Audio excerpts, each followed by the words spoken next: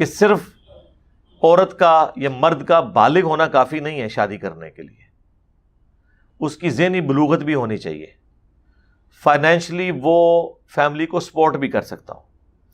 آپ جن زمانوں کی باتیں کر رہے ہیں نا، ان زمانوں میں اسکول کالج نہیں ہوتے تھے، بچپن سے بچے جیسے ہی ماں کی گود سے اترتے تھے باپ کے ساتھ اٹیچ ہو جاتے تھے۔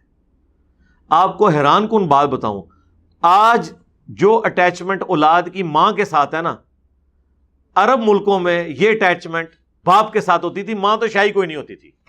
ماں کا ذکر آپ کو کہیں نہیں ملتا، باپ کا نام ان کے ناموں کے ساتھ لگتا تھا، تربیت ساری باپ کرتے تھے، باپ ہی بیٹوں پہ فخر کرتے تھے۔ قرآن میں بھی آپ دیکھیں نا، بار بار بیٹوں کا ذکر آیا، وہ ماحول ہی کچھ اور تھا، اس میں باپ بیٹے کا ریلیشن شپ ہوتا تھا، ماں بیٹے کا نہیں ہوتا تھا۔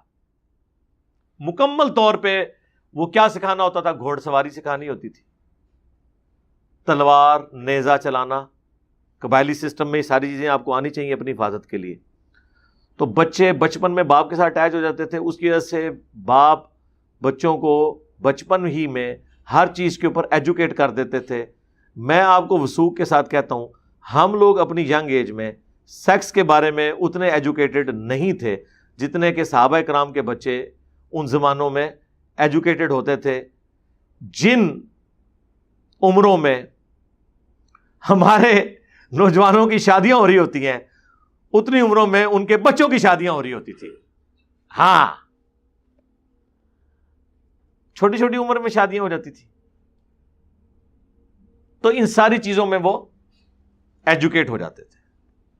سیکس کے پوائنٹ آف ویو سے تو بڑی آسانی سے، آج چونکہ میڈیا کا دور آیا ہے نا، تو اس لیے میں آج کی بات نہیں کر رہا، میں اپنے ایج فیلوز کی بات کر رہا ہوں۔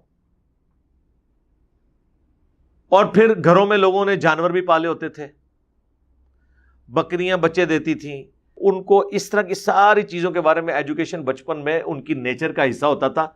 یہ ایسی چیز نہیں ہوتی تھی جس کی وجہ سے وہ ایک دم بہت بڑا کوئی ٹروت ان کے اوپر ریویل ہو گیا، یہ ان کی نارمل زندگی کا حصہ ہوتا تھا۔